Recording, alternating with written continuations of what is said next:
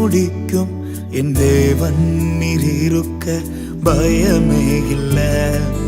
எல்லாவற்றையும் எல்லாவற்றாலும் நிரப்பும் நீர் இருக்க பயமே இல்லை. எனக்காக யாவும் செய்து முடிக்கும் என் தேவன் நீர் இருக்க பயமே இல்லை. எல்லாவற்றையும் எல்லாவற்றாலும் நிரப்பும் நீர் இருக்க பயமே இல்லை.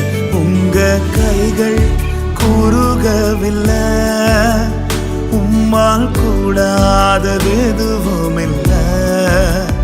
உங்க கைகள் குறுகவில்லை, உம்மால் கூடாதது எதுவும் இல்லை. உம்மால் கூடாதது எதுவும் இல்லை. உம்மால் கூடாதது எதுவும் இல்லை.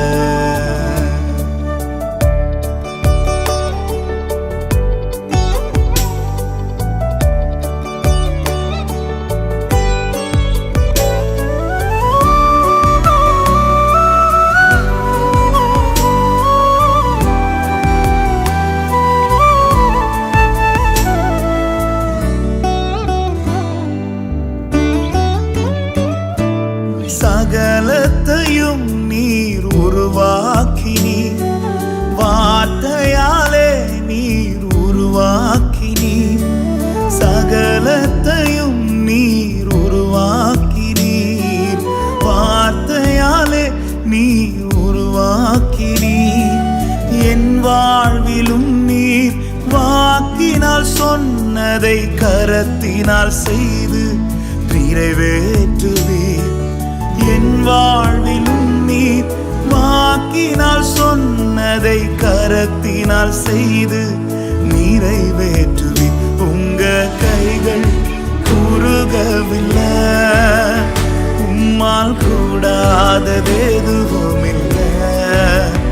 உங்க கைகள் குறுகவில்லை, உம்மால் கூடாதது எதுவும் இல்லை.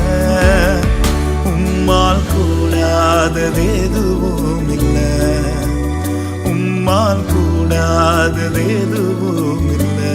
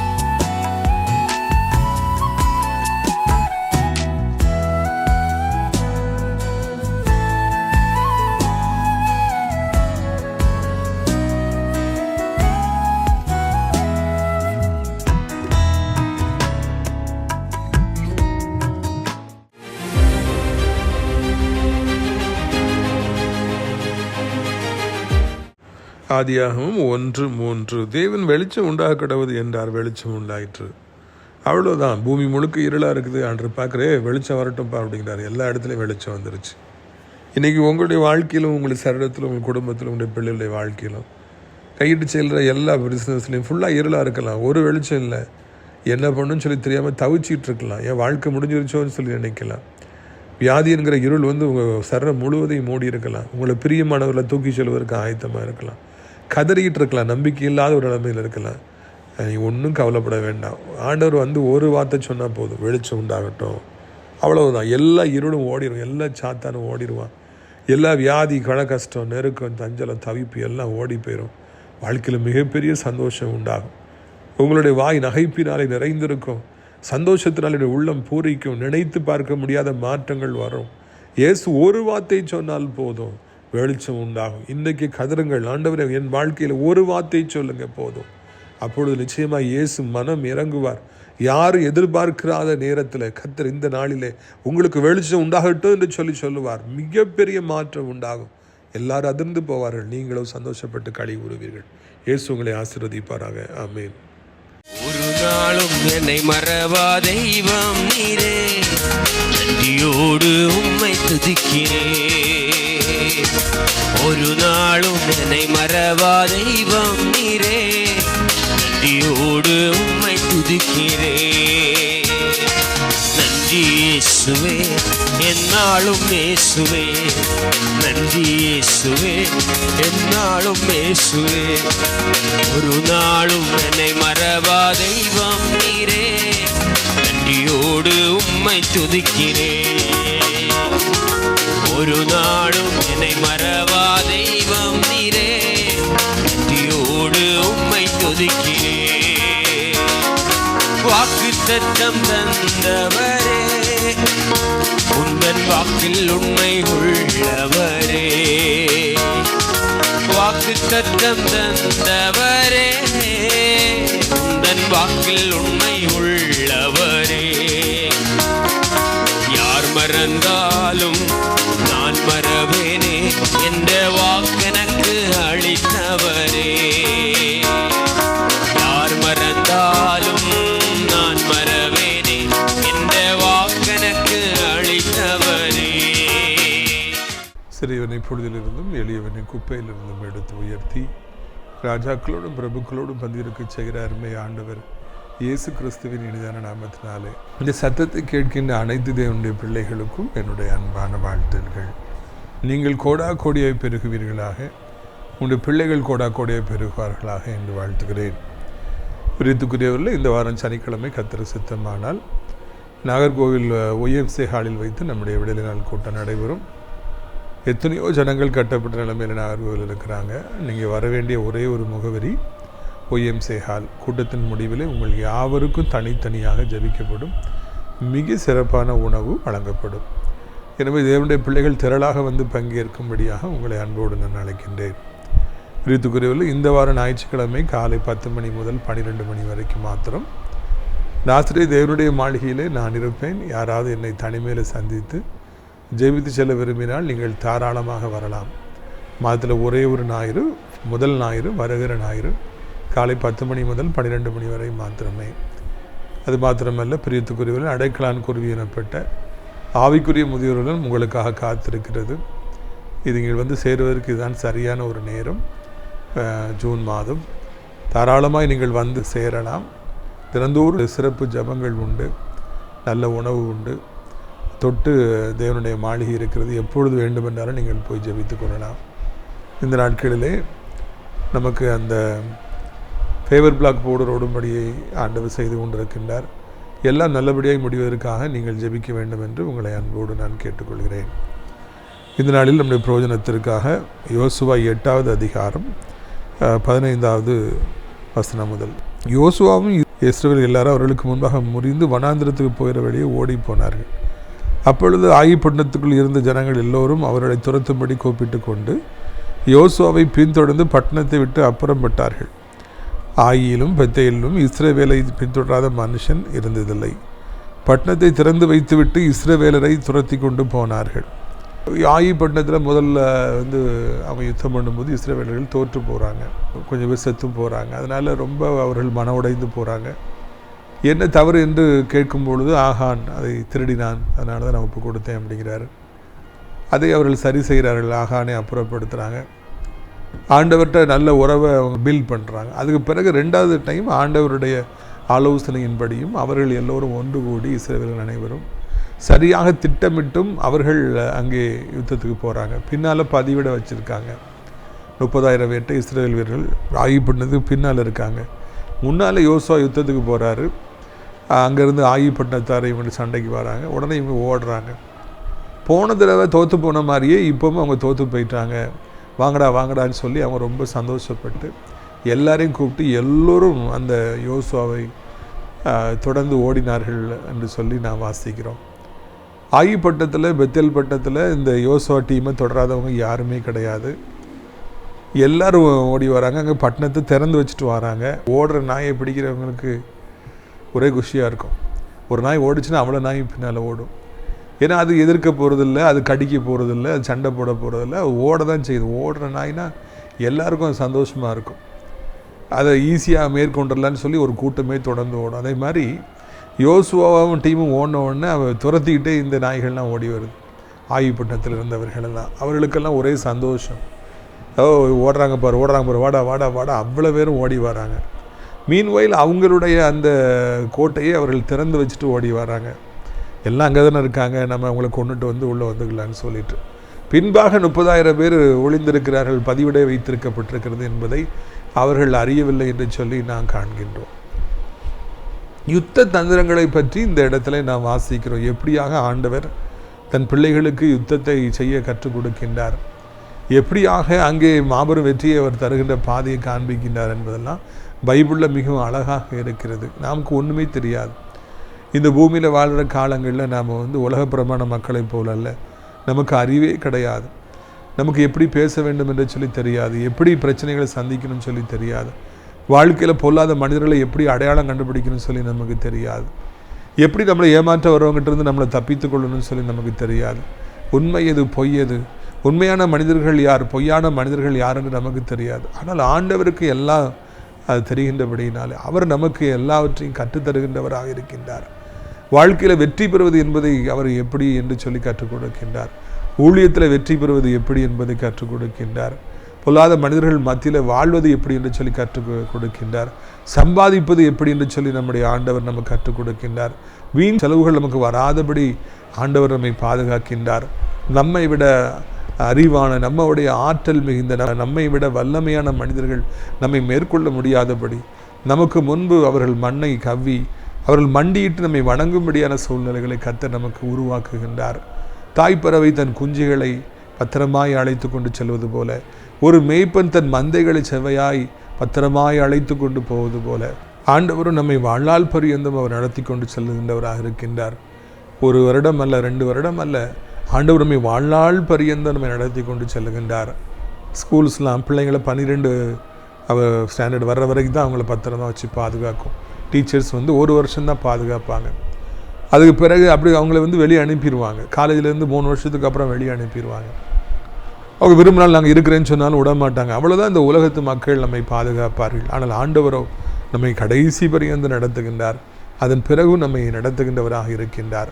பிரியத்துக்குரியவர்களே, தேவன் உங்களுக்கு ஞானத்தை கொடுக்கின்றார், புத்தியை கொடுக்கின்றார். வெற்றி பெறுவது எப்படிங்கிற வழிகளை அவர் காண்பிக்கின்றார். இந்த பொல்லாத உலகத்தில் பொல்லாத மனிதர்களை மேற்கொள்வது எப்படி, பிசாசை மேற்கொள்வது எப்படி போன்ற அநேக காரியங்களை கர்த்தர் நமக்கு கற்றுக் கொடுக்கின்றார். இதை வாசிக்கிற பொழுதெல்லாம் நான் ஆண்டவரை துதிப்பேன். தோற்றுப்போன யோசுவா, புறமுதுகு காட்டி ஓடிய அந்த இஸ்ரவேலர்கள் தேவனிடத்தில் வந்து தங்களை தாழ்த்தி அழுத பொழுது ஆண்டவர் அவர்களை மன்னித்து அவர்களுக்கு வெற்றி கொடுப்பேன் என்று சொல்லி வாக்கு கொடுத்து அவர்களை அந்த யுத்தத்திற்கு மறுபடியும் அனுப்பி அந்த யுத்தத்தை எப்படி செய்ய வேண்டுங்கிற ஞானத்தை அவர்களுக்கு தந்து அவர்களுக்கு கற்றுக் கொடுத்து அவர்களை அழகாக நடத்துவதை பார்க்கிறோம். தேவனை நடத்துதலுக்குள்ளாக யோசுவாவும் இஸ்ரவேல் புத்திரர்களும் முழுமையாக இருந்தாங்க. தங்களுடைய சுய சித்தத்தின்படி செய்யலை, சுய விருப்பத்தின்படி செய்யலை. அவங்க நாங்கள் எப்படி ஜெயித்துருவோம்னு சொல்லலை, ஆண்டவரை முழுமையாய் சார்ந்திருந்தார்கள். அப்பொழுது ஆண்டவர் அவர்களுக்கு எல்லாவற்றையும் கற்றுக் கொடுத்தார். ஆண்டவர் சொன்னபடியே அவர்கள் செய்த பொழுது தான் அங்கே வெற்றி வர ஆரம்பித்தது. ஒரு பொழுதும் நம்முடைய சுய புத்தியை சாரவே கூடாது. அழகாக ஞானி எழுதுகிறார், சுய புத்தியின் மேல் சாராதபடிக்கு உன் வழிகளெல்லாம் அவரை நீ நினைத்துக்கொள் என்று சொல்லி ஆலோசனை சொல்லப்படுகிறது. நம்முடைய வழிகளெல்லாம் நம்ம ஆண்டவரை நினைத்து கொள்ள வேண்டும். நீங்கள் ஒரு இடத்துல வேலை பார்க்கலாம், ஒரு இடத்துல படிக்கலாம், வேலை நிமித்தமாய் பல இடங்களுக்கு நீங்கள் ட்ராவல் பண்ணலாம். சென்னையிலேருந்து இங்கே வர்றவங்கெல்லாம் ரொம்ப நேரம் ட்ராவல் பண்ணி வராங்க. டெல்லியில் இருக்கிறவங்க, பாம்பேயில் இருக்கிறவங்க எவ்வளோ பேர் நம்ம ஊருக்காரங்க இருக்காங்க, வராங்க போகிறாங்க. அந்த வழிகளிலெல்லாம் அவரை நினைத்து கொள்ள வேண்டும். நிறைய பேர் வழிகளெல்லாம் தூங்குறாங்க, நிறைய பேர் வழிகளெல்லாம் எந்த ஹோட்டலில் சாப்பிட்லான்னு சொல்லி பார்க்குறாங்க. இன்னும் உலகத்தை அனுபவிக்கிறவங்க ஊழ விடுறாங்க, என்ஜாய் பண்ணுறாங்க, வாடா வாடான்னு சொல்கிறாங்க, கதை பேசுவோன்னு சொல்கிறாங்க, சீட்டு விளையாடுறாங்க. ஆனால் நாம் அப்படி இல்லை, வழிகளெல்லாம் நம்முடைய ஆண்டவரை நினைத்து கொண்டே செல்ல வேண்டும். அப்பொழுது ஆண்டவர் நம்முடைய பாதைகளை செவைப்படுத்துகிறார். இவர்களுக்கு செவைப்படுத்தினார், ஓடுற மாதிரி நீ ஓடுறாங்க அப்படின்னு சொல்லிட்டு பின்னால் ஆகிப்பட்டதை ஜாலியாக வராங்க. ஆனால் தங்களுடைய கோட்டையை திறந்து வைத்து விட்டு வருகிறோம், அது ஆபத்து என்பதை அவர்கள் உணரவில்லை. இதுதான் ஆண்டவருடைய நடத்துதலாக இருக்கிறது என்று சொல்லி நான் காண்கின்றோம். இப்படியாக எல்லாரும் ஓடி வந்துட்டாங்களா, ஆகிப்பட்டதுக்குள்ள ஆம்பளையிலே கிடையாது, எல்லாரும் ஓடி வந்துட்டாங்க. நம்ம அன்னைக்கு மாதிரி இன்றைக்கும் ஜெயித்துலான்னு நினைக்கிறாங்க. அப்பொழுது பாருங்கள் என்ன நடக்கிறது. அப்பொழுது கர்த்தர் யோசுவாவை, இன்னைக்கு உன் கையில் இருக்கிற ஈட்டியை ஆய்க்கு நேராக நீட்டு, அதை உன் கையில் ஒப்பு கொடுப்பேன் என்றார். உன்னை அவர் கையை நீட்டினார். 15 தீவிரமாய் தங்கள் இருந்த இடத்துலேருந்து எழும்பி ஓடி பட்டணத்துக்கு வந்து அதை பிடித்து தீவிரத்தோடு பட்டணத்தை தீ கொளுத்தினார்கள். 1000 மனுஷர் பின்னிட்டு பார்த்தபொழுது இதோ பட்டணத்தின் புகை ஆகாசத்தில் எழும்புகிறதை கண்டார்கள். அப்பொழுது அங்கும் இங்கும் ஓடி போவதற்கு அவர் இடமில்லாமல் போயிற்று. வனாந்திரத்தின் பக்கமாய் ஓடி போனவர்கள் இவர்கள் பக்கமாய் திரும்பினார்கள். அப்போ தான் ஆண்டவர் சொல்றார், மகனை உன் ஈட்டியை எடுத்து நீ இந்த பட்டணத்துக்கு நேராய் நீட்டுங்கிறார். அது வரைக்கும் ஒரு தப்பி ஓடுற மாதிரி அவங்க ஒரு டீமும் ஓடுறாங்க. இப்போ டக்குன்னு ஹால்ட் அப்படின்னு சொல்லி எல்லாம் நிற்கிறாங்க. திரும்புகிறாங்க. அவர் பட்டணத்தை நோக்கி ஒன்று ஈட்டியை நீட்டுறார். அங்கேருந்து எல்லாரும் வேகமாக ஓடி வராங்க. அவங்க எல்லோரும் நிற்கிறாங்க, நம்ம சண்டை போட்டு கொண்டுலான்னு அவங்க ஆகிப்பட்டத்தை நினைத்திருக்கும் பொழுதே பதிவிடை வைத்தவர்கள் பின்னால் அந்த 30,000 பேர் ஓடி வந்து அந்த கோட்டையை முழுவதும் தீ கொளுத்துறாங்க. தீ வாகனத்தின் பரியந்த மகாச மண்டலம்லாம் எரியுது. பயங்கரமான ஒரு ஆபத்து ஆகிப்பட்டினத்துக்கு வந்து ஆகி சுட்டரிக்கப்படுகிறது. அப்பொழுதுதான் தாங்கள் ஏமாற்றப்பட்டு விட்டோம், வஞ்சிக்கப்பட்டு விட்டோம், இது ஒரு ஆம்புஷ், இது ஒரு விதமான பதிவிடை, முன்னாலேயும் பின்னாலேயும் ஆட்கள் இருக்காங்க, நம்ம சிக்கி கொண்டோம் என்பதை அவர்கள் உணர்ந்து பரிதவிக்கிறாங்க. அதுக்குள்ளாக எல்லாரும் சேர்ந்து எல்லோரையும் வெட்டி போடுறாங்க. இஸ்ரவேலர்கள் எல்லாரும் சேர்ந்து ஆகிப்பட்டினத்தை சார்ந்த எல்லோரையும், ராஜா முதலிருந்து சின்ன ஆட்கள் வரைக்கும் எல்லாரையும் வெட்டி போடுறாங்க. ஒருவர் கூட தப்பி போகவில்லை. ஒரு மாபெரும் வெற்றி அங்கே உண்டாயிற்று என்று காண்கிறோம். ஒரு சிலர் இந்த தீயிலையும் எரிஞ்சு செத்து போயிடுறாங்க. இப்போ நீங்கள் டிவியில் பார்த்துருப்பீங்க, பாவம், நியூஸ் பேப்பரில் வாசித்திருப்பீங்க. டெல்லியில் நம்ம நாட்டு தலைநகரில் குறைந்த விலையில் டூரிஸ்ட் தங்குற ஒரு லாட்ஜ், பாவம், நிறைய காசு கொடுத்தா டெல்லியும் சரி, இல்லைன்னா சென்னையும் சரி, பெங்களூரும் சரி, எந்த இடமா இருந்தாலும் சரி, நிறைய காசு கொடுத்தா லக்ஸுரியஸை தங்கலாம். கொஞ்சோல காசு கொடுத்தா கொஞ்சம் வசதி உள்ள இடங்கள்லாம் தங்க முடியும். மாடியாக இருக்குது, ஒரு சின்ன ஒரு படி வழியாக தான் எல்லோரும் ஏறி போகணும். அங்கே துரதிர்ஷ்டவசமாக கீழே சாப்பாடு பொங்கும்போது தீ பிடித்து விடுகிறது. இறங்க முடியல, உடனே எல்லாரும் ஜன்னல் வழியாக உயிரை காப்பாற்றுவதற்காக குதிக்கிறாங்க. ஏறக்குறைய 20-30 பேர் செத்து போனாங்க. தீ என்பது எல்லோரையுமே பயப்படுத்துவது. தீ என்பது ஒரு நிமிடத்தில் எத்தனை பேருடைய உயிரை எடுத்துவிடும். நமது நாட்டில் தலைநகரில் இப்படிப்பட்ட ஒரு துயரமான சம்பவம் அங்கே நடந்திருக்கிறது என்பதை நினைத்து நாம் வருந்துகிறோம். ஆனால் அன்றைக்கு ஆண்டவர் அந்த தீயை கொளுத்த வைத்து அந்த பயங்கரத்தில் ஆயிப்பட்டினத்தாருடைய உள்ளமெல்லாம் கரைந்து அவர்கள் நடுநடுங்கி நின்ற பொழுது இஸ்ரவேல் ஜனங்கள் வீறு கொண்டு எல்லோரையும் வெட்டி வீழ்த்தினார்கள். ஒருவர் கூட மீதி இருக்கவில்லை. அவர்களை எப்படி பயப்படுத்த வேண்டும் என்பதை ஆண்டவர் கற்றுக் கொடுத்தார். தீ கொளுத்துகிற பொழுது பயந்து நடுங்குவார்கள். முன்னும் பின்னும் படை வீரர்கள் வந்தால் நடுங்குவார்கள், சண்டையே போட மாட்டாங்க, நீங்கள் எளிதில் வெட்டி விடலாம் என்று ஆண்டவர் கற்றுக் கொடுத்தார். அதை செய்தார்கள். அவர்கள் மாபெரும் வெற்றி பெற்றார்கள்.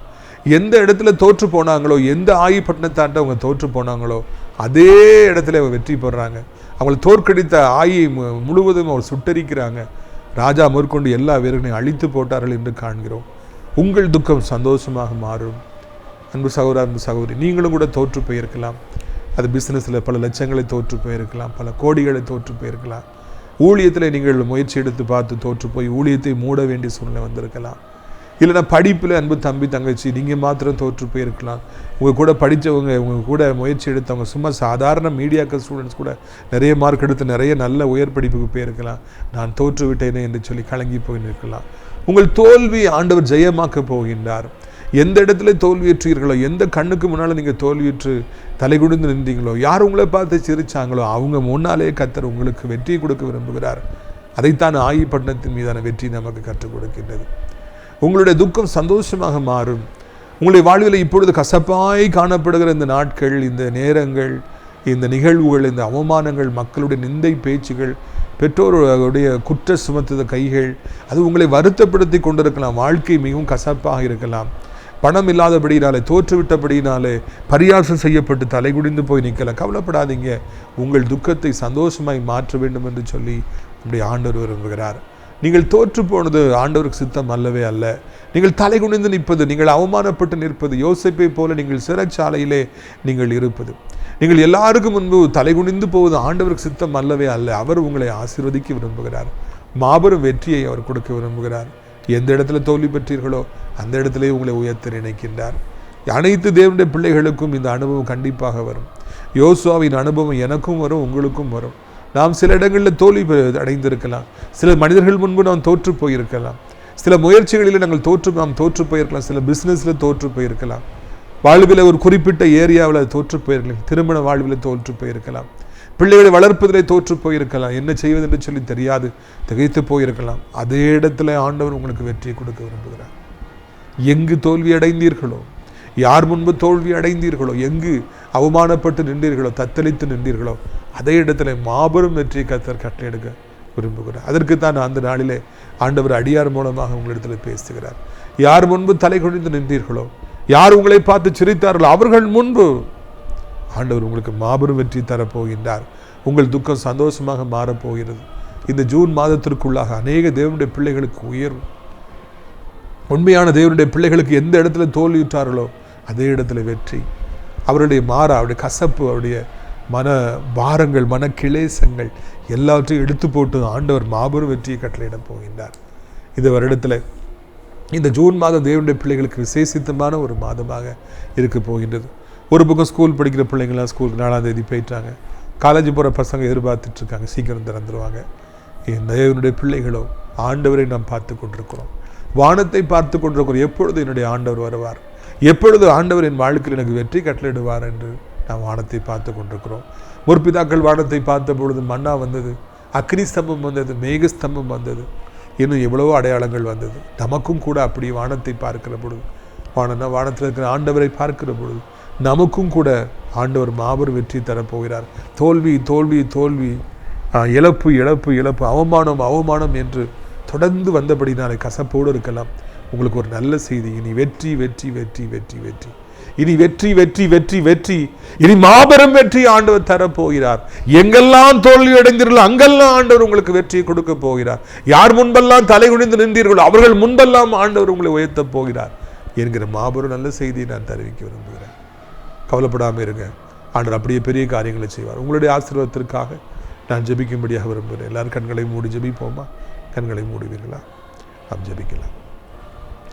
அப்பா பிதாவே, வானத்துக்கு பூமிக்கும் ஆண்டவரை, இந்த அருமையான நாளிலும் கூட அருமையான ஒரு சத்தியத்தை நாங்கள் கேட்க கர்த்தாவே நீங்கள் உதவி செய்திருக்கிறீங்க. தோல்வி அடைந்த அதே இடத்துல வெற்றி, இனி வெற்றி இனி வெற்றி வெற்றி வெற்றி. அப்பா சாத்தா உனக்கு தோல்வி உனக்கு தோல்வி உனக்கு தோல்வி, உனக்கு அவமானம் உனக்கு அவமானம், உனக்கு சிறைச்சாலை உனக்கு சிறைச்சாலை, உனக்கு வேதனை வேதனைன்னு சொல்லி சொன்னான். ஆண்டவரை நீங்களோ அதே இடத்துல எங்களை உயர்த்துவதற்கு சித்தம் கொண்டீங்க. அதற்காக நமக்கு ஸ்தோத்திரம். எங்களுக்கு எல்லாத்தையும் கற்றுக் கொடுக்குறீங்க. எப்படி வெற்றி பெறணுங்கிறத கற்றுக் கொடுக்குறீங்க. எதை சரி செய்யணும்னு சொல்லி கற்றுக் கொடுக்குறீங்க. ஆண்டவரை எப்படி அடிக்கணும்னு சொல்லி கற்றுக் கொடுக்குறீங்க. இறைவா, இந்த அருமையான நாளில் கூட சத்தத்தை கேட்குற பிள்ளைகள் மனம் கசந்து மன கிளேசப்பட்டு ஆண்டவரே அவர்கள் மன உளைச்சலில் இருக்கும் பொழுது நீங்கள் அவர்களை கையை பிடித்து தூக்கி அழைத்து கொண்டு வந்து அதே இடத்துல அதே முயற்சியில் மாபெரும் வெற்றி கட்டிட போகிறீங்க. அதற்காக நமக்கு ஸ்தோத்திரம். சஞ்சலமும் தவிப்பும் ஓடி போகட்டும், சாசின் கிரியைகள் அழிந்து போகட்டும், வேதனை இல்லாத ஒரு வாழ்க்கையை தாருமப்பா. கசப்பா இருக்குது அப்படின்னு சொன்னாலே அதை மதுரமாய் மாற்றுங்க. மாறாவை மதுரமாய் மாற்றுங்க. சரீரத்தில் வியாதிங்கிறபடினால பலகீனங்கள் இருக்கிறபடினால மாறா வந்திருக்கலாம். என்ன வாழ்க்கை இதுன்னு சொல்லி இருக்கலாம். குடும்பத்தில் யாரோ ஒரு வியாதிப்பட்டு மருத்துவமனையில் இருக்கிறபடினாலே உடனிருப்பவர்கள் பதறிக்கொண்டு இருக்கலாம். அவர்கள் ஒவ்வொருவருக்கும் நீங்கள் உதவி செய்யுங்க. வியாதி ஓடி போகட்டும், அதை கொண்டு வந்திருக்கிற ஆவிகள் ஓடி போகட்டும்.